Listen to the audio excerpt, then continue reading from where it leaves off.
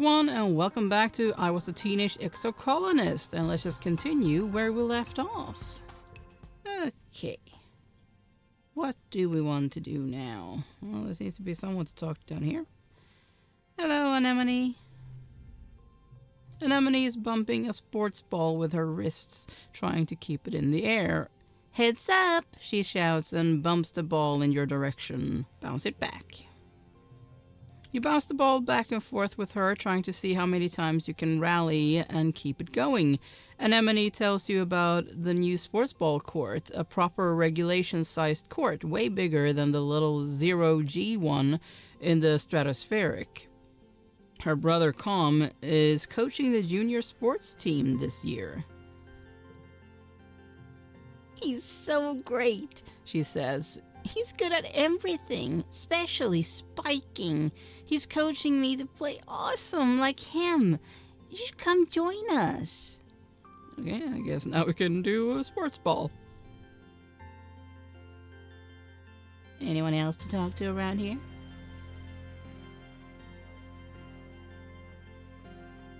Well, we can talk to Dad. Oh, hello, Mars. A sharp whistle interrupts your thoughts. Hey, Solane, Mars calls out to you. come here. I have a job for you. You walk over to Mars, who's sheltering from the snow under the ship's overhang. It's so gross here, she complains. This spark snow would ruin my good clothes. At least on the ship we had climate control. Ugh. Tammy made me some soy sweets, but there's no way I'm going out there in all this weather, she continues. Since you like running around in it, could you fetch them for me? Okay, sure. Good, Mars claps. She's probably just down the hill near our quarters. Mars sighs. She's scared to take more than a few steps from the door. All she wants to do is hide inside and make sweets. Alright. You're still in the same spot. Tammy is staring obliviously at the sky, smiling to herself. She startles as you approach. Oh, hello, Solane, She says, putting her hand to her chest. do you need something? I'm here for Mars's soy sweets. Tammy smiles at you. Oh, it's so nice of you to help out Mars. She's a very important person, you know. She hands you a box wrapped in a pink and yellow scarf. One order of mango soy sweets made fresh this morning. Please tell Mars that she can have the scarf back, okay? She used some of her kudos to nanoprint it for me because it's so dusty here, but I think I'm getting used to it now. Tammy smiles again and tucks her hair behind her big elven ears. Mars is so cool, she says fondly. Sometimes she's kind of bossy, but I know she really cares too. Alright. You got your soy sweets. Mars puts her hand out expectantly. Give it here. Here it is. You hand over the box of soy sweets with a smile. Mars takes it and giggles. You're such a good sidekick, doing everything I say. I don't know about that. She opens the box and hands you a soy sweet. Your tip, she tells you. And Administrator Zeke's looking for someone to do delivery jobs for the depot. I don't want to do it, 'cause, ew, running around out there, no. Just go through there, she says, gesturing to the door behind her, and tell them I referred you. Okay. I'm just going to talk to Dad first. Oh, and Mom, apparently. Hello, my little potato, your dad exclaims, smiling warmly. What have you been up to today? Just hanging with my friends. That Cal's a good boy. And have you seen Anemone? I haven't seen Cal, actually. She's been out by the garrison playing sports ball. I think she's spent every day outside since we landed. He chuckles to himself. Guess that's what happens when you've got enough brothers to make your own sports ball team. He breathes deeply and looks slowly around. Vertumna is magnificent, isn't it? You nod. Seasons, he shouts, throwing his hands wide. I missed seasons. Back on Earth, it got much, much colder, and the snow wasn't half as pretty as our spark snow. He sighs, stretching. You just wait until dust season. Both the suns will be high in the sky, and it'll be real hot then. You'll see. If you say so. Hello. Oh, hello. Dis. You find your mom hard at work setting up the greenhouses with a small construction crew. You've seen these plants pinned to the wall of your family's quarters for years now. These geodesic domes will house the more delicate plants from Earth. Spinach, tomatoes, maybe even fruit. She takes a swig from her canteen as you approach. Looking for something to do? She asks. Remember, Solane, you're responsible for your own schedule now that we've landed. You can decide how to spend your time, so long as it's productive. She points towards the engineering wing in the back half of the stratospheric's severed frame. Professor Hal's still expecting you in class, but a well-rounded education includes practical application. You're old enough to help with the work around here. She claps her hand on your shoulder. I've got another minute. Anything you need to know? What are you doing in geoponics? She looks down and nudges at a sprout growing between her feet. It's green, the color of earth plants. We're doing our best, but it hasn't been easy. I just hope the potatoes and corn can handle the weather here, she says, glancing up at the sky. I hear it rains like hell in the wet season. She takes a long look at you up and down. You're growing fast, Solane, but you're still too young for real farming. Instead, well, there's a lot of soil that needs to be hauled. Seeing your disappointment, she nudges you on the shoulder. Don't pout. It'll help build those muscles. You'll need them now that we're out in the real world doing real work. Out here, we have to rely on our physical strength. She flexes her biceps. Your mom is really strong. What's happening in engineering? Hal's teaching classes on life science, engineering, and humanities. If you pass all your tests, maybe he'll let you work there in a few years. Your father thinks you're old enough that school is optional. I don't agree, but I'll be honest with you, she says, gesturing to the fields. We do need every pair of hands we can get. If you want to work with me here in geoponics, I suggest studying life science. If you don't have a good grasp of biology and ecology, I'm going to stick you on shovel duty. I mean, that is definitely going to be a no. What's going on in command, considering our little essay? I think Seek said they need someone to deliver supplies from the depot. They're also setting up a shop there if you've got some kudos to spend. And of course, that's where Captain Governor Uticott works, but you shouldn't bother her.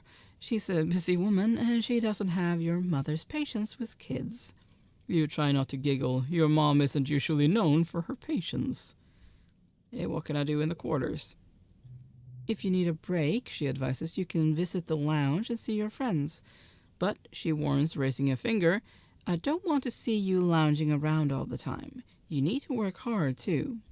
What's the garrison? Security Chief Rhett is organizing a sports ball team. You used to play, didn't you, back on the ship? It'll be different here with the planet's gravity. Of all the adults in the colony, Rhett and your mom are the most like soldiers you'd see on a holovid. For a moment, you think your mom's going to suggest something else, then she shakes her head. You're too young for defense training, so don't worry about that yet. Just enjoy yourself and stay out of trouble. Can I join expeditions? Oh, you're too young to leave the colony. It's dangerous. She shakes her head. Your father would be worried. There's so much we still don't know about the world out there. Let the adults find out, then maybe you can join them in a few years when you're older. She gives you a stern look. She isn't going to budge on this one. For now, stay inside the walls. Okay, bye. So where is Cal then? Is he in here? Okay, you want to talk again? You see Tammy sitting quietly near the entrance to the lounge. You've known her for, well, your whole entire life. Back on the ship, she's friends with Cal, so we probably played together. Tammy had the best doll collection. After her mom died, her dad used all his nanoprinter creds to print her a different doll every month for a whole year. Wow. Her ears perk up when she sees you. "Oh, hello, Solane," she says. Her voice is soft and dreamy like a beam of starlight. "Do you want to play dolls?" "Sure." You don't think Tammy will ever be too old to play with dolls. If anything, she has even more of them now. She takes you to her quarters and brings out the entire Spacey Stacy doll collection, a disturbingly realistic baby with real bowel movements, and two super fancy posable dolls named Lily and Tilly, who can be programmed to move on their own. Tammy isn't very good at the programming, so Lily and Tilly just roll around awkwardly when you turn them on. You cover quickly by saying they must be breakdancing at a club. The two of you spend the afternoon making up stories of their rise to stardom as professional dancers. He's my best friend. I want to find him. He did like plants, though, so maybe he's in here. Doesn't look like it. Oh, friendship with Cal. Okay, sure. Let's shovel dirt for a month.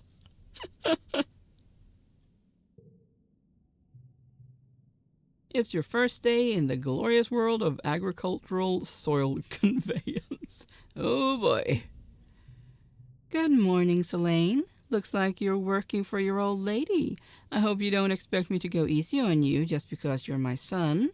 She walks you around the geoponic wing and points out where everything is. Your job is to move sod, compost, plants, garden waste, and equipment from one place to another. Get comfortable with this, she says, pushing a squeaky old-fashioned wheelbarrow towards you. Now, any questions before you start moving that dirt? Why not use hydroponics? On the ship, we grew most of our plants with their roots in the water, and it's true it was more hygienic that way, your mom replies. She brushes an insect off her arm, which lets out a loud squeak in objection. But hydroponic systems use too much energy. Here we have to grow as much as we can the old-fashioned way. Don't we have machines for this? The construction crew already claimed all the hover lifts, she says, shrugging. But they'll break down in a few years anyway, and we don't have the materials to fix them.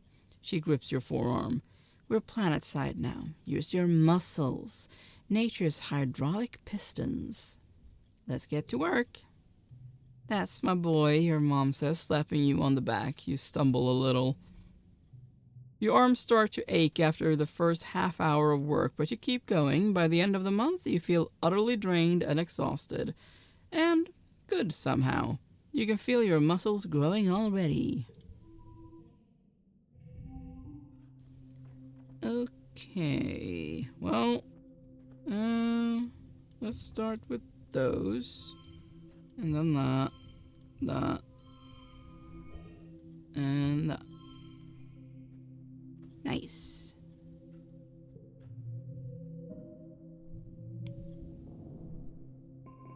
And hey, we increased our friendship with Cal.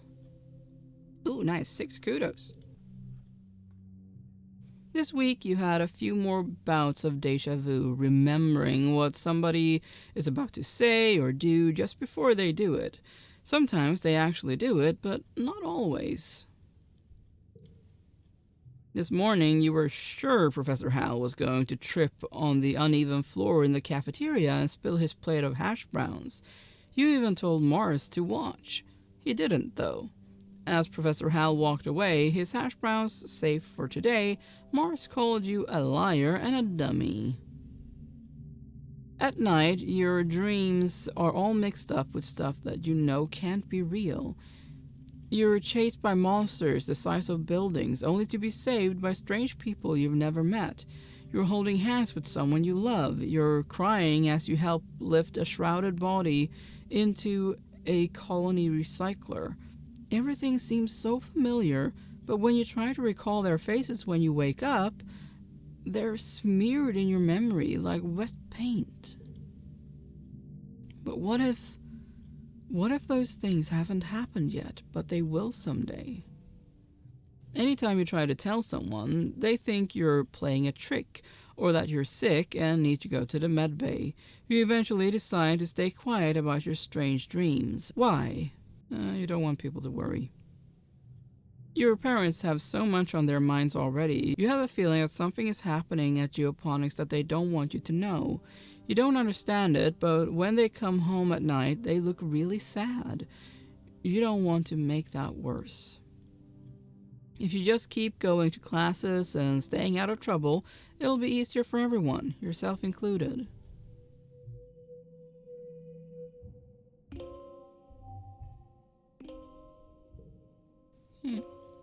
Hey, Cal. Cal is riding around the geoponics gardens on his hoverboard. The board comes to a sudden shuddering stop on the rocky ground in front of you. Cal falls off, but catches his balance before he eats dirt. Hi, Solane. Real ground is way harder to hover on than ship floors. There are bumps everywhere. We all have to adapt. Yeah, Cal exclaims. Things are actually way better planet-side. Hovering outside is rad. Look at this! He runs over to a small depression in a nearby hill and presents it like it's something amazing. Look at this! It's a skate bowl! Cool, can I try? Sure, but, please be careful. Mom says if I break my hoverboard, we can't make another one. You take turns riding around the bowl, trying to get up enough speed going down one side to come back up the other. You don't land any tricks. It's hard just staying on the board with this uneven ground, but it's still fun. Okay. Guess we should take a break then. Just gonna see if anyone else wants to talk. Okay, you do. Hello. Tangent is hunched over her hollow palm, frowning and poking angrily at the air. She speaks without looking up at you. Professor Hal wants us to prep a list of native flora with pictures. There should be a catalog on the Colony HoloNet, but I can't find it anywhere. Let's make our own list. Tangent is dubious, but agrees to try your idea. The two of you run around the colony yard, taking pictures of all the different vertumnant plants you can find and making up fake sciencey sounding names for them, like Wonkius shrubbius and Purplius gracium. After an hour, you've categorized 51 different species. Tang doesn't think it's a very complete list or a very scientific method, but she figures you must have learned something. Alright, let's go and have a rest then. Your ship's quarters are where everyone sleeps, eats, and hangs out. The private bedrooms are small, you share one with your parents, so colonists spend most of their time in the big common area. There's a lounge and a cafeteria, and a creche where all the little kids and babies are raised communally. Yeah, forget one memory. Okay. It's nice to take some time off to chill after all the stress of school and work, not to mention the mental toll of just living on this unpredictable planet. Looks like you're not the only one who needs some downtime. Some of the other kids are also relaxing in the lounge. Let's join Cal and Tammy. Cal is braiding Tammy's long hair and weaving in strands of little colored baubles. This one's called a waterfall braid, I think, he says. I saw it in an archive vid, but it's really tricky. He's doing a terrible job of it, his short, clumsy fingers getting all tangled in the strands. I'll do Cal's hair! It's short, though. You sit behind him as he sits behind her, like a mini conga line. You braid some short strands of Cal's hair, putting one of the little bubbles at the end of each one. He finishes Tammy's hair. It's almost recognizable as a waterfall braid, then touches his own braid and giggles. Now we'll do yours, they shout in unison. You jokingly try to escape, but Cal sits on your legs while Tammy gives you a beautiful braid. There we go. Less stress. Oh, do you want to forget? Not really. Yes. And we're going from late quiet to early pollen. Spring. Anyone to talk to? Oh. An egg. Hefty red Xeno egg. Okay. Not sure what that's for, but...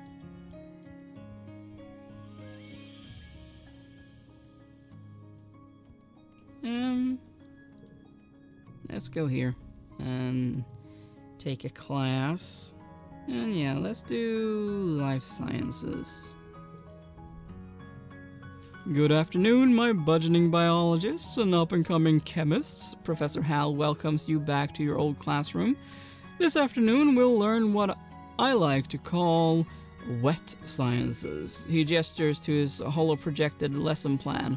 Biology, chemistry, medicine, ecology, and geology. You'll learn a little bit of everything with opportunities for further study in your favorite field. If you're looking for something a little drier, try registering for engineering classes.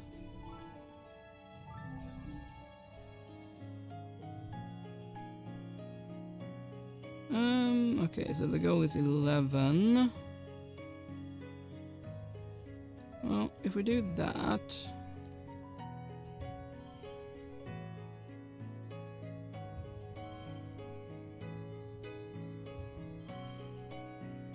and then that.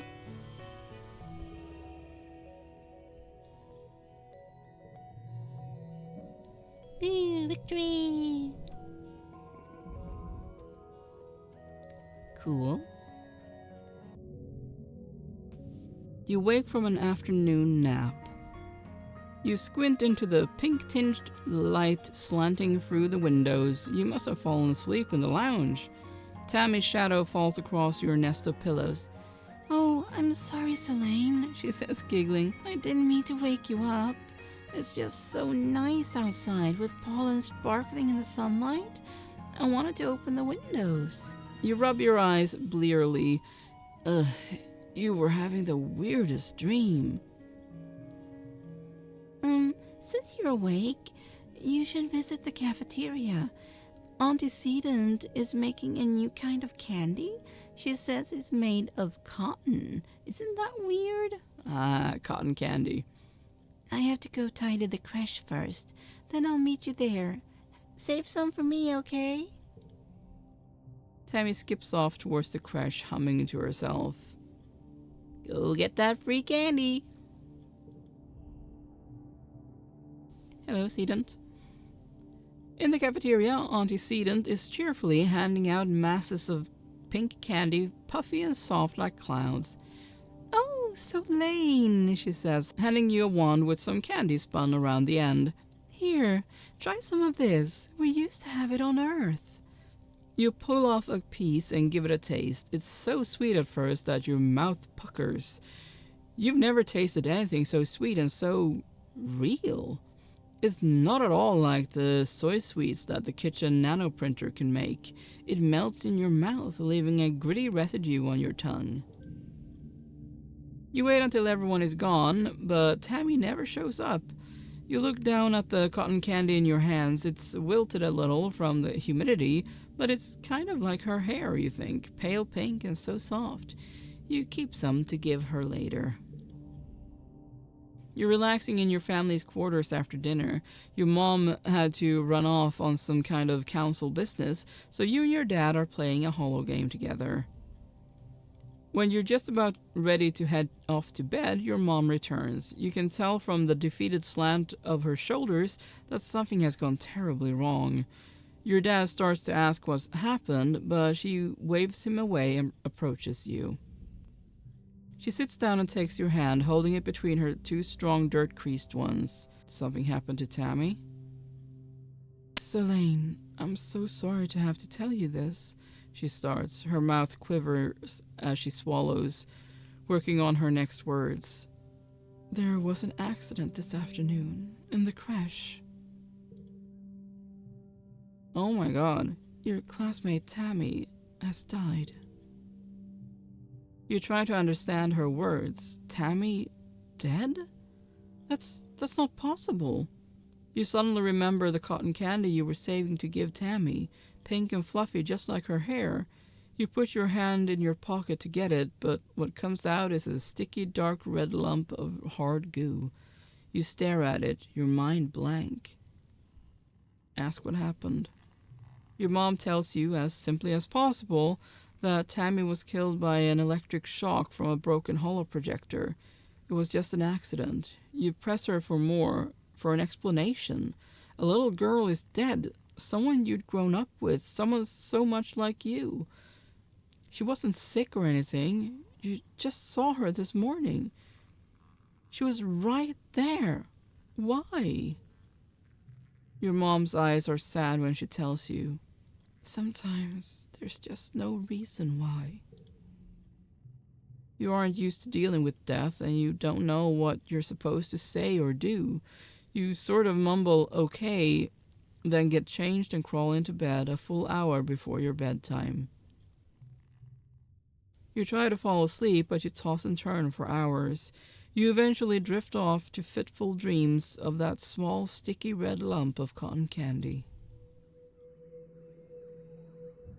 That must be hard on Cal, too.